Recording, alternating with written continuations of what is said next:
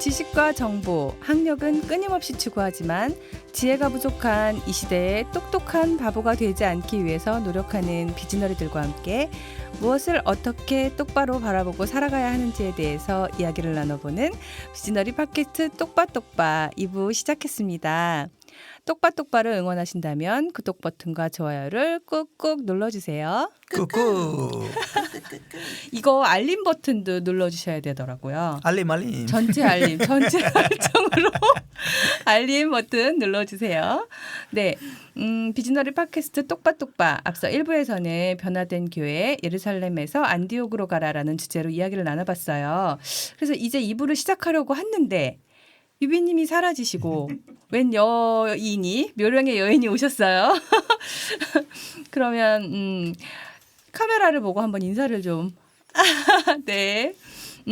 그동안 어떤 분이시냐면 그동안 저희 극절편지 사연 기획을 담당해 주셨던 양지 비즈너리 양비님께서 오늘부터 직접 마이크 앞에 앉아주셨습니다. 근데 양비 말고 양귀비라고 불러달라고 하셨어요, 저한테. 그래서 양귀비님 먼저 똑바똑바 청취자분들께 인사부터 해주세요. 왜 양귀비인지 좀 설명도 좀 해주시고. 네, 안녕하세요. 저는 네. 양지희 양비입니다. 양지 제가 비즈너리. 실은 굉장히 중독성이 있고요. 좀 위험해요. 아, 그래서. 네, 그래서 양비라고 불러주시면 감사하겠습니다. 현종의 애첩이라서 그런 게 아니고요. 아, 아닙니다. 아닙니다. 애첩. 애부인 되고 싶어요. 여기서 이러시면 안 됩니다.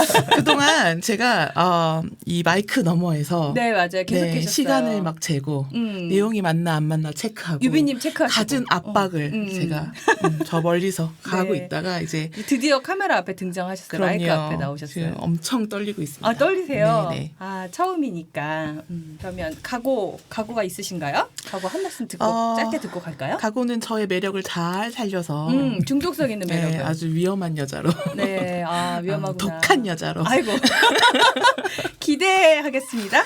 네, 독한 기대해 여자. 주십시오. 네, 양귀비님 기대할게요. 그러면 이제 극절편지 사연 들어봐야 될 텐데, 제가 그러면 유비님이 계속 해주셨던 극절편지 소개를 해드리고 양비님이 이제 극절편지 사연 읽어주실게요. 그리스도인들이 쩔쩔매는 문제에 대한 고민을 가지고 함께 이야기를 나눠보는 시간인 극절편지 시간인데요. 다양한 고민 사연을 팟빵 게시판이나 카카오 플러스 친구로 보내주시면 함께 이야기를 나눠보도록 하겠습니다. 근데 팟빵 게시판이 닫힌다는 소문이 있어서 이메일이나 카카오 플러스 친구로 남겨주시면 좋겠네요. 그럼 오늘 사연 소개해 주세요. 네, 오늘 사연을 시작하도록 하겠습니다. 안녕하세요. 저는 똑바의 열혈 청취자입니다. 감사합니다. 네, 감사합니다. 아침에 출근하면서 듣는 똑바똑바를 통해 마음과 머리가 맑아지는 것 같아 항상 감사하고 있습니다. 저희도 감사합니다. 그동안 똑바똑바를 들으면서 요즘 교회들에 대한 제 안의 불만들과 의구심을 많은 부분 해결할 수 있어서 늘 감사해하고 있습니다. 그중 우리는 신자나 평신도가 아닌 왕 같은 제사장이고 성도라는 말이 무엇보다 저의 자존감을 높여주었습니다. 네, 우리는 왕 같은 제사장이죠. 그렇습니다. 첫 번째 질문 들어갑니다. 네, 첫 번째 질문이요. 성도는 축도를 할 수 없나요? 이제는 우리 주 예수 그리스도의 은혜와 네. 하는 비슷한 구절의 축도를 매번 예배의 마지막에 듣고는 합니다. 저는 이 축도가 마치 요즘 말로 약간 복사, 붙이기 하는 느낌이랄까요? 정말 축도가 맞나라는 그런 느낌이 들 정도로 박제되어 있는 느낌이 있습니다. 다시 본론으로 돌아가서 저는 이러한 축도를 가정 예배를 드리거나 소모임 후 기도할 때 하면 너무 좋겠다는 생각을 하는데 네. 크게 목사만의 특권처럼 이야기를 하는 어느 장로님의 그 이야기를 들었습니다. 그렇게 하면 건방져 보인대요. 축도는 성도가 할 수 없는 목사의 권한인가요? 첫 번째 질문. 네, 첫 번째 질문에 대해서 좀 간단하게 우리 신비님 대답해 주시겠습니까? 그런 어려운 질문을 저보고 하면 저 어떡하라는 거예요. 이분은 우리의 수준을 너무 높게 보셨군요. 제가 제 경험했던 걸 한번 말씀드릴게요. 네. 저는 제가 왜 안수받지 않은 제 목사가 아닌 것, 그것이 제 인생의 중요한 자부심이고 제 인생에서 두 번째로 가장 잘한 거라고 생각하죠. 왜냐하면 저는 100% 비즈니스맨이자 100% 미셔너리 200%의 헌신을 하기 위해서 100% 헌신을 걷어치운 사람이니까 그런데 이제 저를 잘 아는 교회에 몇 년 전의 일입니다. 주일 대예배 설교를 부탁해서 가서 설교를 했어요. 네. 교회가 뭐 아주 대형 교회는 아니지만 작은 교회도 아닌 한 1000여 명 모인 교회인데 목사님 저를 잘 알죠. 그래서 이제 설교를 끝내고 제가 이제 강대상 밑에 내려가서 앉아 있었어요. 네. 그랬더니 이제 담임 목사님 사회 보러 올라와서 오셔가지고 그러는 거예요. 여러분 주일 대배 시간에 설교가 끝나고 예배 끝낼 때쯤 목사님이 마지막에 하는 게 뭐죠? 마지막에 하는 게 뭐죠? 이러니까 교인들이 있다가 축도요 그러는 거야. 그러니까 이 목사님 하는 얘기가 근데 축도하고 축복 기도하고 여러분 모든 성도들이 축복 기도를 할 수 있다는 거 믿으시죠? 그러니까 아멘 그래. 근데 축복 기도하고 축도의 차이가 뭘까요? 이러는 거예요. 그러니까 교인들이 가면 축도란 것이 축복 기도의 준말입니다. 그래서 모든 성도가 축복 기도를 축도를 할 수 있죠.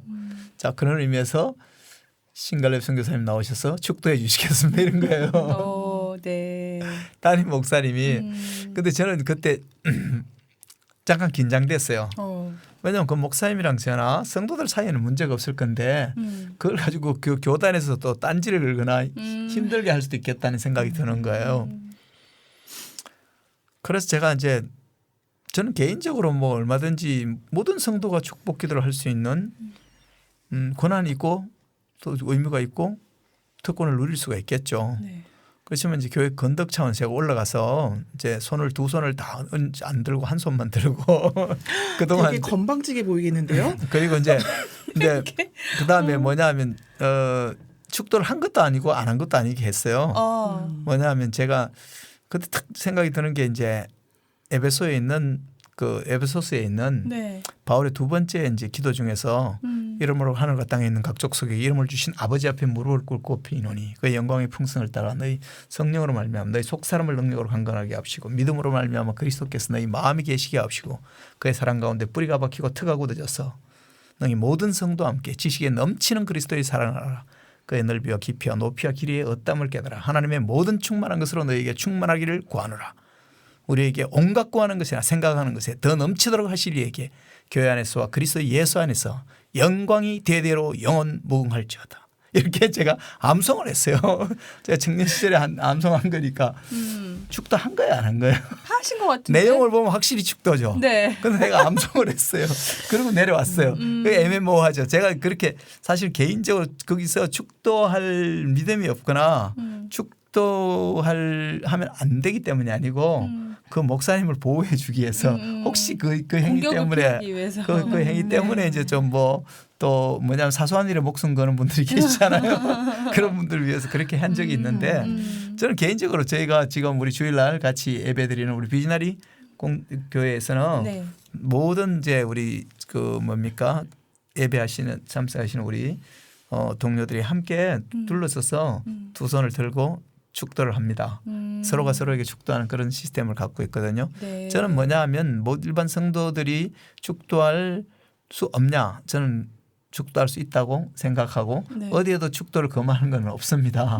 그러나 이제 또 교회는 또 질서가 있으니까 네네. 그런 것들을 이제 어느 정도 교회 안에서 교회의 규범을 뭐 지켜주는 것은 나쁜 게 아니라고 생각하고 그럼에도 불구하고 집에서 내가 우리 가족들하고 축도하고 싶다. 그것은 뭐 개인적인 자기 결정 안에 있는 거니까 그쵸. 얼마든지 믿음으로 하실 수 있지 않을까 저는 그렇게 말씀드리고 싶습니다. 저는 이제 말씀을 들으면서 그런 생각이 들었어요. 그러면 이게 어떤 교회의 암암리에 흐르는 규범이라고 할 수 있는 건가요? 이제 그러면? 축복권하고 이제 그다음 또 뭐냐면 교회에서 행하고 있는 성찬식이나 그다음 세례식 이런 제의를 행하는 것은 제사장의 독고에 관하다 이렇게 이제 생각하는 패러다임 과거에 이제 있던 제사장의 패러다임을 가지고 지금까지도 그렇게 하고 있는데 사실은 종교개혁에서 가장 중요한 것은 우리가 왕 같은 제사장이라는 거 아니겠어요, 그죠? 네네. 사실은 종교개혁을 하기는 했지만 사실은 안 한 거나 마찬가지인 그런데 또 우리가 그렇네요. 프로테스탄트라고 말하는 뭘 네. 프로테스트 했는지를 잊어먹은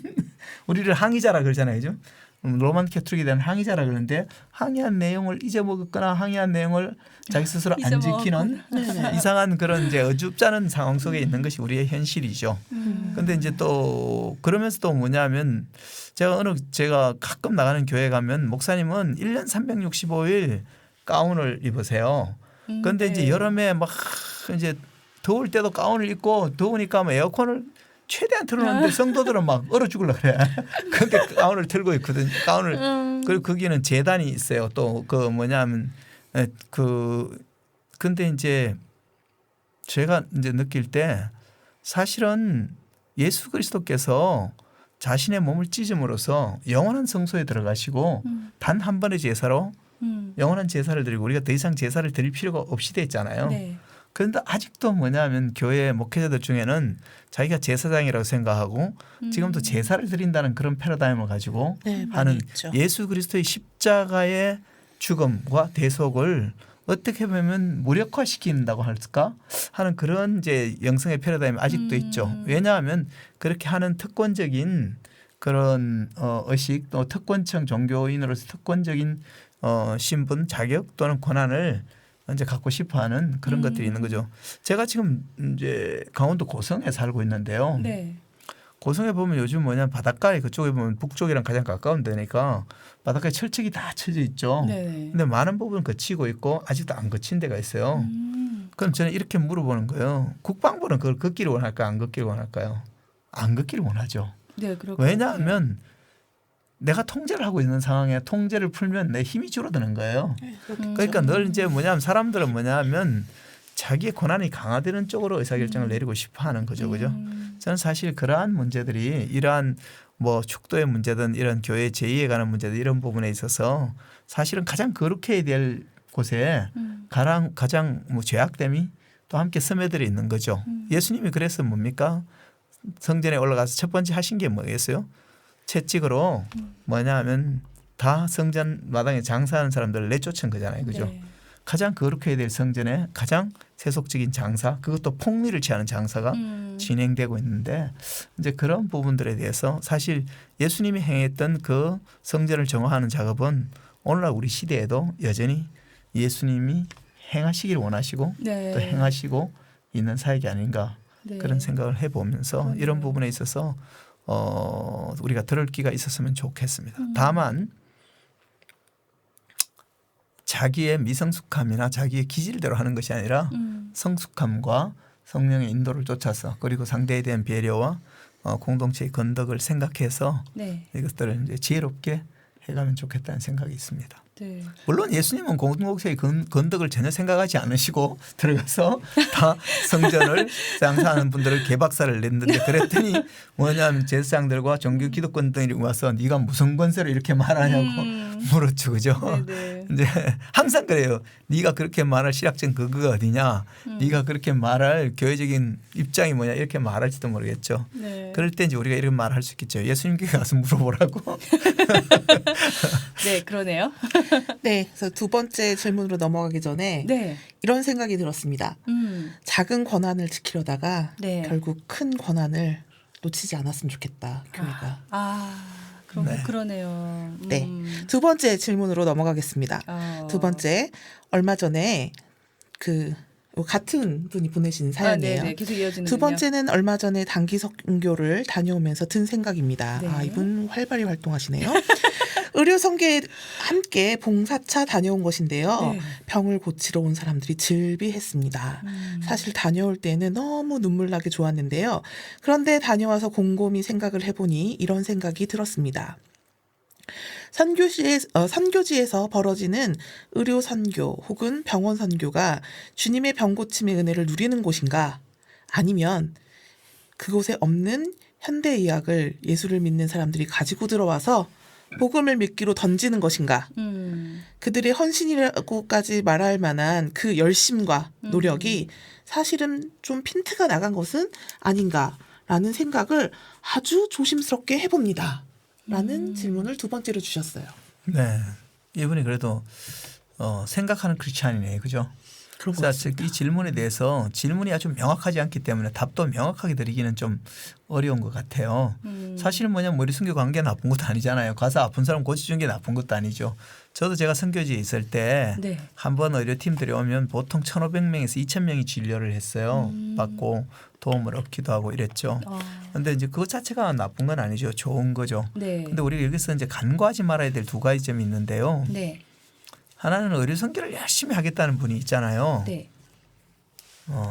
정직하게 있잖아요. 의료 행위를 하지 않는 경우를 많이 봐요.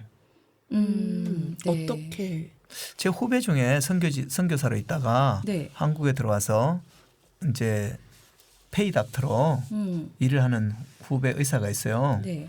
뭐 저기 연대 의대를 나온 똑똑한 의사예요. 네. 그런데 이 의사는 보통 한 병원에서 6개월 내지 1년을 못 버텨요. 네. 이유가 뭐냐면 그것도 수도권에서는 사택을 주는 병원이 없으니까 저 지방에 가서 잡을 잡았는데도 왜 못 버티냐 하면 네. 이 이거 뭘까요? 정직한 크리스찬 의사의 양심으로 합당한 진료를 하면 병원 오너가 계속 압력을 넣는 거예요. 왜냐하면 불필요한 의료 행위를 계속 하라는 거예요.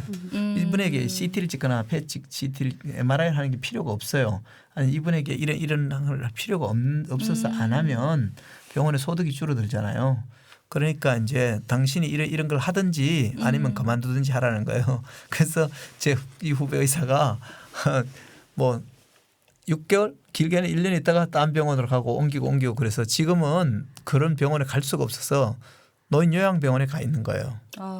그 실력이 없어서가 아니라 윤리적 타협을 하지 않으려니까 그럴 수밖에 없는 현실이에요. 네. 대부분 좋은 크리스찬 의사들이 네. 그냥 편안하게 어떤 대형 종합병원에서 잘 있다는 것은요. 사실은 윤리적 타협이 없이 있기가 힘든 것이 이 시대의 현실입니다. 그런데 저는 이렇게 이제 의사들을 보면서 대부분 있잖아요. 의료 선교에 열심히 있는 크리스찬 의사들이 많이 있어요. 네. 그들은 뭐냐 하면 의료 선교를 하는데 의료 선교를 하는 도구인 의료 행위 자체가 성경적이지 않을 때가 많이 있어요.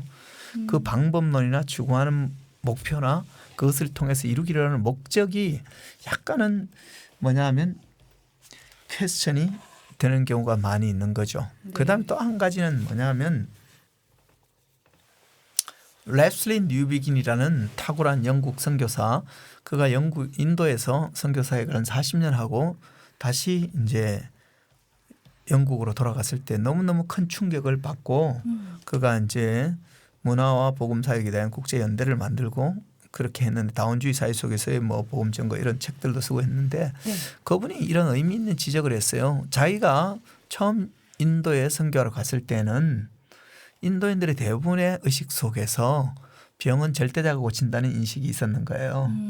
그런데 이제 아주 헌신적이고 의료 기술이 좋은 서구 의료진들이 와서 의료 사역을 하면서 인도인들의 마음속에는 뭐냐 하면 질병은 현대의학이 고치는 것이지 절대자가 고치는 것이 초월적인 존재가 고치는 게 아니라는 인식이 더 많이 확산됐다는 거예요.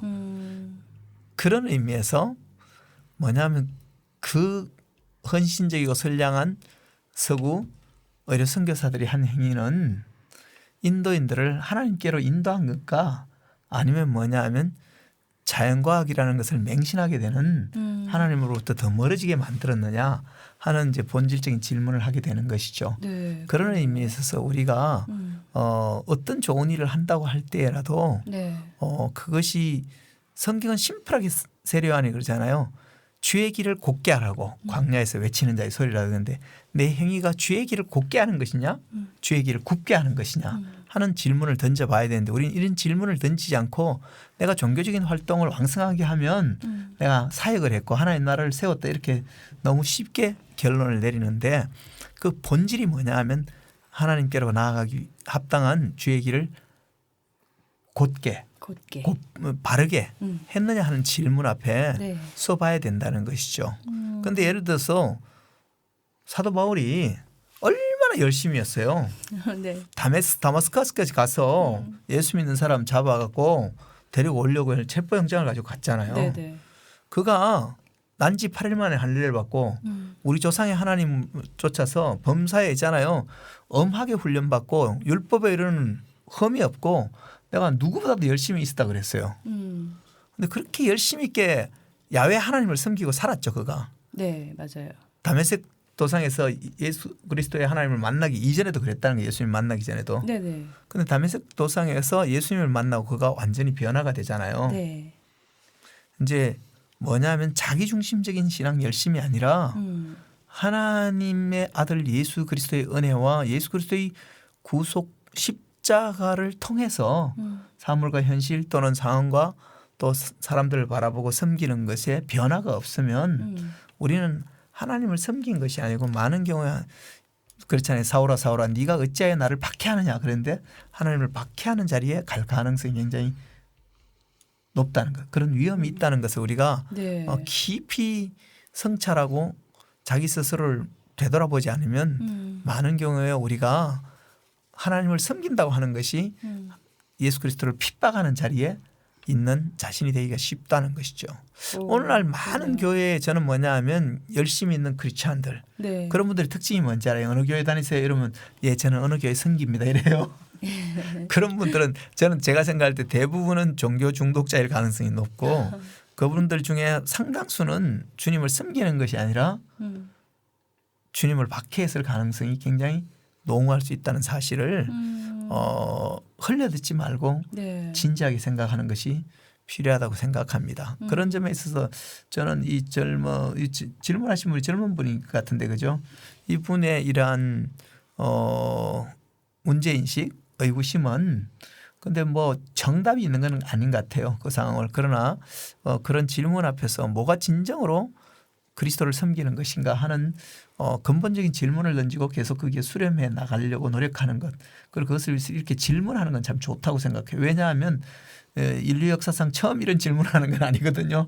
다른 분들도 이런 고뇌를 했고 네. 그 고뇌 앞에서 뭐가 정말 예수 그리스도를 섬기는 것인가 하나님 나라를 세우는 것인가 하는 것을 고민하면서 좀 더 성숙한 발걸음을 디디기 위해서 노력한 많은 분들이 있으니까 그런 것들에 대해서 끊임없이 열린 자세로 다른 사람들이 다 하니까 나도 하면 되겠지가 아니라 좀 더 진지한 생각을 하는 것 자체가 참 훌륭하신 것 같습니다. 말씀을 들으면서 그런 생각이 들었습니다. 그러니까 은사라고 우리가 표현하는 것들이 있죠. 하나님께서 선물로 주시지 않으면 받지 못하는 그 은사를 우리가 사용함에 있어서 오히려 예수님을 핍박하는 그런 일들로 많이 쓰고 있는 사례들을 보고 있지 않나? 자기를 우상화시키고 그 은사가 마치 자기 것이냐, 하나님이 나에게만 준 것이냐 그렇게 하는 모습들을 또 많이 보게 되고 제 스스로도 하나님께서 많은 은사들을 주셨는데 네. 가끔 그것들에 대해서 안일하게 생각하고 또 교만하게 생각하는 부분들이 없지 않나라는 또 생각을 해보게 됩니다. 그렇죠. 네. 우리가 있는 은사는 자기 정명을 위해 세운 것이 중심 것이 아니고 그리스도의 몸을 세우기 위해서 줬잖아요. 그렇죠. 네. 근데 제가 사실 이런 암 캠프 때 이런 이제 농담 반 진담 반으로 이런 얘기를 해요. 제가 암에 걸렸고 심각하게 병이 아플 때 대한민국에서 그래도 알려진 중보기도 은사 치유의 은사가 있는 분들이 8명이 저희 집에 뭐냐 하면 안수기도를 해주기 위해서 왔어요. 그런데 제가 그분들이 멀리 부산에서 오신 분도 2분 있고 뭐 전국에서 오셨는데 제가 그분들이 안수기도 해주려고 그럴 때 제가 안 받았어요. 그래서 안 받아서 제가 아직 암에서 살아남았거든요. 근데 사실 그분들이 그 애써 저희 집까지 와서 그중에 현직 의사도 2명이나 있었어요. 근데 뭐 저기 뭐냐면 치유를 위해서 기도해 주겠다 했는데 안 받기가 힘들죠. 민망해서라도. 근데 제가 왜 안 받았냐 하면 이분들이 행동하고 표현하고 하는 행간에 마치 하나님의 능력의 일부가 자기에게 있는 것처럼 말을 해요. 그건 굉장히 불경한 거죠. 우리가 아무리 하나님께 은사를 많이 받고 우리에게 재능이 있다 하더라도요. 능력은 하나님께만 있는 거지 우리가 하나님의 능력의 일부를 소유하고 있는 게 아니죠. 그쵸. 그래서 사람들로 하여금 자기에게 의존시키는 것 그것은 하나님 우리에게 은사를 주신 목적도 아니고 의도가 아니라는 것을 우리가 깊이 네. 명심하지 않으면 사실 자기 스스로 파괴되는 데 갈 위험성이 있죠. 네, 진지하게 고민하면서 하지 않으면 예수님을 박해하는 자리에 나갈 수도 있다는 말씀이 되게 두려움으로 다가오는 것 같아요. 그럼 이제 마지막 세 번째 내용이 또 있어요. 질문 한 번 더 소개해 주세요. 네, 이 젊은 분 정말 계속 이어집니다. 질문이 많으시군요. 네. 아까도 말씀하셨지만 질문이 많은 건 좋은 겁니다. 네, 환영합니다. 많이 사연 보내주세요. 네, 세 번째는 저도 네. 좀 충격을 먹은 이야기라 음. 어떤 충격을 받으셨을지. 얼마 전에 친구의 부탁으로 한 재래시장에 어울리지 않게 예쁘게 지어진 한 교회 목사님의 일을 도와드리려 만나게 되었습니다. 네. 그러면서 듣게 된 이야기인데요. 네. 한 대형교회 부목사 출신이라며 굳이 자신의 이전 교회, 목회한 그 교회 이름을 말씀하신 그 목사님은 교회도 그 이전 교회의 이름을 따서 이름을 바꾸셨더라고요. 네. 이분은 교회 부흥에 대해 매일 기도하며 방법을 모색한다고 하시며 네. 저에게도 조언을 구하시더라고요. 그래서 저는 교회가 시장통에 예쁘게 있으니 시장분들이 편하게 장사를 하시다가 기도하실 수 있게 기도실을 만들면 어떻겠냐는 것과 네. 아무래도 시장분들이 지인 가족 행사 뭐 이런 것들을 이곳에서 할 수 있도록 지역사회의 공간을 오픈했으면 한다는 말씀을 드렸지요. 그랬더니 네. 이 목사님은 네. 본인이 있는 그 교회 및 그 재래시장 분들 말고 저 그, 건너편에 네. 재개발되어 입주가 시작된 그 아파트 그 주민들이 이 교회를 다녔으면 한다고 하셨어요. 아. 자신의 성향과 그분들이라면 수준이 맞을 것이라고 생각하고 목회하기가 수월하고 마음이 맞지 않겠냐라는 말을 하시는 것이었습니다. 성도들도 그것을 원한다고 하고요. 할 말이 많았지만 하지 않았습니다. 요즘 말로 할 맛 하안. 신비님, 혹시 저의 생각이 잘못된 것인가요? 네, 크게 잘못된 것 같은데요. 목회는 목회하시는 분의 목회 권한이 있고 목회 철학이 있고 그분의 생각을 따라 하면 되는 것이지. 아멘. 뭐 젊은 애가 말이 많아요. 이렇게 말씀하실 분도 있을지 모르겠어요. 근데 저는 참 이분 마음에 드네요. 나중에 좀 우리 개인적으로 미팅 좀 해요. 연락 주세요. 근데 목회를 왜 하냐는 문제가 있는 것 같아요. 본질적으로 네. 그죠? 목회를 왜 하는가? 이제 목회자가 양들을 위에 있는가, 양들 위에 있는가 이런 문제가 있는 거죠. 위에 있는가, 위에 있는가. 근데 이제 양들을 위에 있다면 네. 하나님이 보내주는 거잖아요. 성경은 이렇게 말해요. 너희 중에 있는 하나님의 양무리를 치되 너희가 부득이게 함으로 하지 말고 이렇게 말하거든요. 그 양무리는 하나님의 양무리잖아요. 내 양무리가 아니고. 네, 그러네요. 근데 많은 경우에 네. 좀 덜 성숙된 목사님들이 그 양이 자기 양이라고 그래요. 그런데 사실은 그것은 이렇게 생각하는 분들이 주로 이제 뭐 하냐면 자기 자녀한테 뭐 교회도 세습하고 이렇게 하죠. 직거니까. 그래서 이제 교회를 교회가 만약에 사적인 기관인 것처럼 이제 오해되도록 하는 면이 있죠, 그죠? 그래서 저는 이 핵심은 그렇죠. 우리가 그리스도의 마음으로 주님이 시킨 일을 주님의 이름으로 섬기는 게 사역이고 그게 목회겠죠, 그죠? 이제 그런 점에 있어서 그 지금 목사님은 제가 생각할 때는 목회적 마음을 가진 것보다는 과거에 그 유행했던 그런 게 있어요. 뭐냐면 교회 성장학, 교회 개척학 이런 데 보면 그 내용들이 성경에서 나온 것보다는 있잖아요. 마케팅과 사회과학적인 방법론과 툴로 가득 차 있는 것들이 있어요. 그런 것들을 굉장히 맹신하고 그런 것들을 굉장히 답습하는 그런 목회 철학을 가지신 것 같은데 이제 이런 목사님들이 워낙 많다 보니까 이게 뭐가 문제야 이렇게 생각하긴 하는데 그 목사님한테는 문제가 안 되는데 이렇게 하면 사실은 한국 사회 대부분 사람들로부터는 교회는 점점 멀어지게 되는 그런 이제 비극 또는 어려움을 맞게 되겠죠, 그죠? 그래서 우리 질문하신 분께 말씀드린 건 그 목사님을 변화시킬 수는 없잖아요, 사실은. 다만 기도하고 좀 더 올바르고 건강한 목회가 뭔지 좀 더 생각하고 그런 교회를 찾아가든지 아니면 내가 볼 때 질문이 많고 고민이 많은 거 보니까 그러면 그런 목사님이 되셔가지고 그런 교회를 개척하시든지 하는 게 낫지 않을까 이런 생각을 해봅니다. 저는 목사님 되시지 마시고 비즈너리가 되시면 괜찮네요. 저 훌륭한 방법입니다. 유비님한테 옮았어요. 유미님 자리에 딱 이렇게 앉으셔서 그의 좋은데요? 기운이. 아직 남아 있습니다. 교회의 부흥에 대해서 고민하시는데, 그러시군요. 이렇게 대상을 딱 선정해 놓고 하고 계셨어요. 이런 고민들을 가지고 이제 직접 비즈너리가 되고 200%를 살아내고 우리가 이제 그렇게 살면 되는 거. 이게 제가 생각할 때 그 목사님이 네. 경영학적으로 조직 성장 이론적으로는 맞을 수 있죠. 타켓을 분명히 정하고 그 목표 타켓에 맞게 의사소통하고 여기 익스포즈하는 게 맞을 수 있겠죠. 그러나 이제 그것은 경영학이고 그게 아니라 하나님 나라는 그리스도의 몸을 세운다 그렇잖아요. 네. 유기체를 세우는 데 있어서는 그런 방법이 적실하지가 않죠. 이제 그런 점들을 이제 강구하지 않았으면 좋겠고 네. 항상 문제는 뭐냐하면 사람들은 자기가 익숙한 것이 더 거룩한 거라고 생각해요. 네. 그래서 자기가 익숙한 범주 안에서 행하려고 그러고 그다음에 뭐냐하면 교회 성장 이론 중에서도 사람들은 있잖아요. 자기의 문화적 범주를 뛰어넘지 않고 예수를 믿고 싶어 한다라는 것이 이제 통설입니다.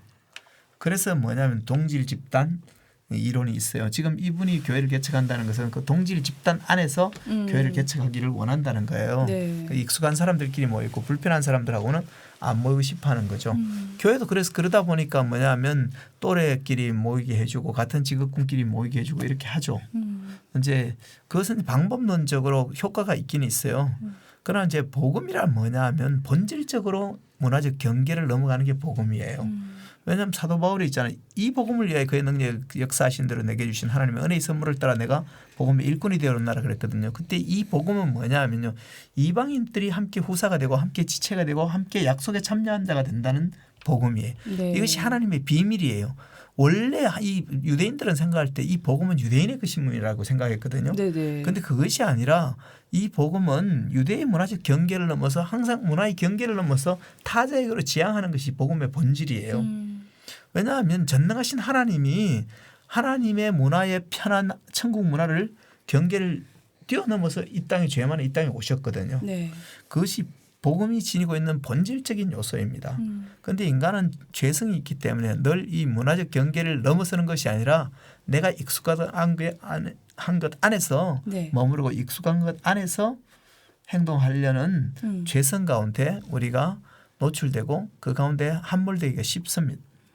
또 겉으로 볼 때는 그것이 효과적인 것처럼 보일 때가 있어요. 그러나 네. 그것은 뭐냐 하면 인간의 제국을 만들기 위해서 하나님의 나라를 무너뜨리는 결과로 이제 드러날 경우가 많다는 것이죠. 이제 그런 점들에 있어서 베드로가 계속 유대 문화 중심주의에 젖어 있다가 하나님께서는 이방인들도 유대인들과 똑같이 하나님 나라의 백성으로 초대하고 했다는 사실을 깨닫게 되고 또 뭐 예루살렘 교회가 공의회를 열어서 자기들도 그것을 추인했죠. 우리는 아무것도 너희에게 짐지우지 않고 다만 피채 먹지 말고 목매 죽인 것 그다음에 음행을 멀리하고 가난한 자들을 돌보라는 것 외에는 이방에서 들어오는 교회들에게 다른 어떤 종교적인 의무 또는 우리가 가지고 있다고 옳다고 생각하는 것을 강요하지 않겠다고 네. 자유케 해줬거든요. 네네. 그처럼 뭐냐 하면 그 상대를 자유케 해주고 타자의 그들에게 맞도록 우리의 문화를 뛰어넘을 수 있는 겸손함이 우리에게 있는데 왜냐하면 성경에 이렇게 아버지께서 나를 보내신 것처럼 나도 너희를 보낸다는 거예요. 아버지께서 아들 예수 그리스도를 어떻게 보냈어요? 하늘과 이 땅만큼 문화적 차이가 많은 데가 있겠어요. 그 네. 문화적 격차를 뛰어넘고 이 땅에 온 것처럼 우리도 그렇게 가라고 하는 것이죠. 그런데 이제 이 목사님 특징은 뭐냐면 자기의 문화적 경계 안에서만 머물겠다고 하는 이제 그런 것들이 이제 좀 더 복음의 본질에서 조금 거리가 있어 보이는 그런 태도가 아닌가 이런 생각을 해봅니다.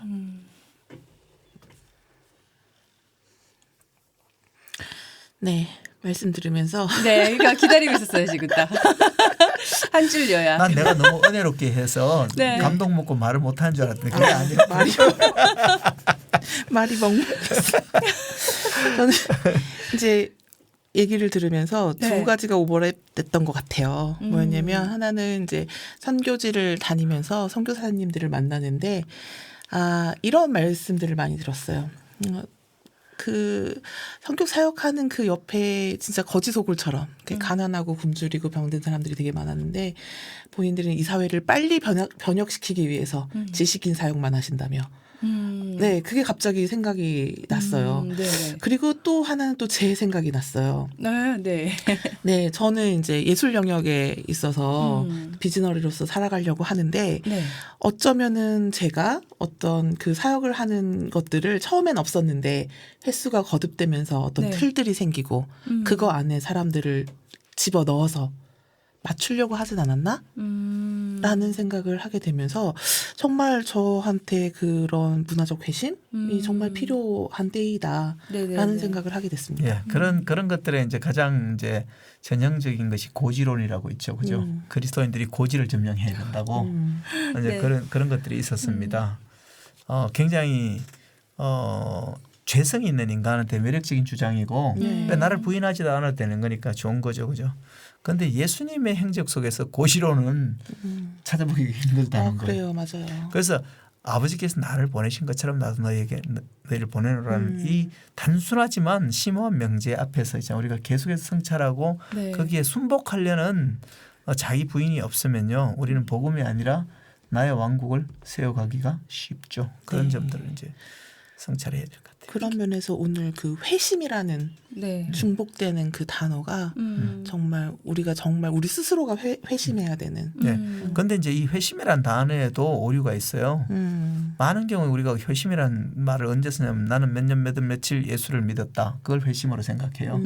회심이 마치 단한 번? 과거적이고 네. 단회적인 것처럼 그 회심에 그런 면이 있지만 회심의 더 중요한 면은 회심은 지속적이고요. 공동체적으로 되어지는 것입니다.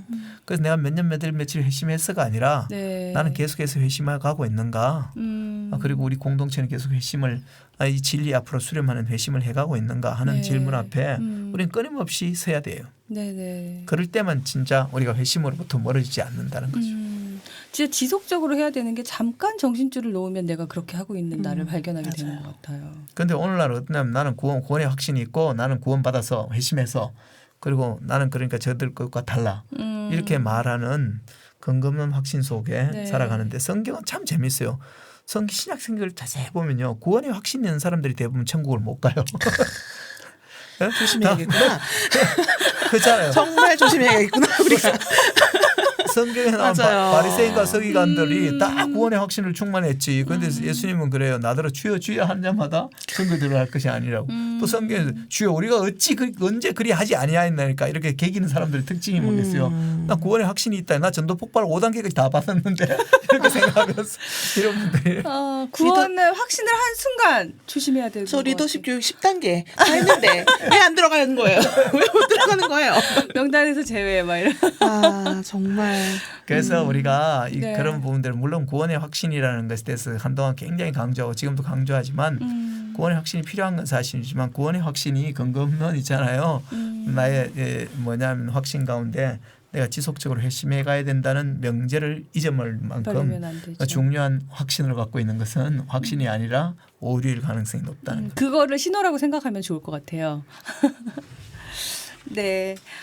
오늘 사연 다 소개해 주신 거죠? 네네. 양빈님과 함께하는 그절 편지 역시 그절 편지 담당자시다 보니까 아무래도 이제 또 유빈님 그 영향력을 그대로 받아 이 자리가 뭔가 올라오네요. 이렇게 풍성하게 나눌 수 있어서 네 감사했습니다. 네, 다음에도 또 뵙겠습니다. 계속 뵐 수 있는 거죠? 네, 그절 할 때 시간에. 올게요. 좋습니다. 내치지만 않으신다면. 환영합니다. 네. 제가 겉절이를 좋아합니다. 네, 저희 그절편지 사연으로 함께 고민해보는 시간을 가져봤습니다. 오늘은 변화된 교회 예루살렘에서 안디옥으로 가라라는 주제로 재정적 회심, 직분과 사역에 대한 회심, 그리고 문화적 회심에 대한 이야기도 지금 그절편지 사연 통해서 나눠봤죠. 양규빈님 오늘 첫 출연해 주셨는데 뭐 처음에 떨린다고 하셨는데 하나도 안 떠시는 것 같아요. 이상한 이야기를 그죠? 진심으로 들었어요. 저는 또 진심인 줄 알고. 그거는 아니고요. 그간 저 뒤에서 혼자 이제 낯가림을 이겨내고 이겨내고 연습을 좀 하시고. 연습은 안 했지만 어. 익숙해지고 네. 이제 속으로 저 인간들을 왜 저렇게 버벅대지 이렇게 이렇게 하란 말이야. 막 이러면서. 아니거든요. 네, 오늘 두 분 나와주셔서 즐겁게 이야기 나눠주셔서 정말 감사합니다. 다음에 또 뵐게요. 감사합니다. 수고하셨습니다. 똑바똑바를 원하신다면 구독 버튼과 좋아요 그리고 알람 버튼 꼭 눌러주세요. 비즈너리 팟캐스트 똑바똑바 똑똑한 바보들아 똑바로 바라봐 13번째 이야기 여기서 마치겠습니다. 감사합니다. 수고하셨습니다.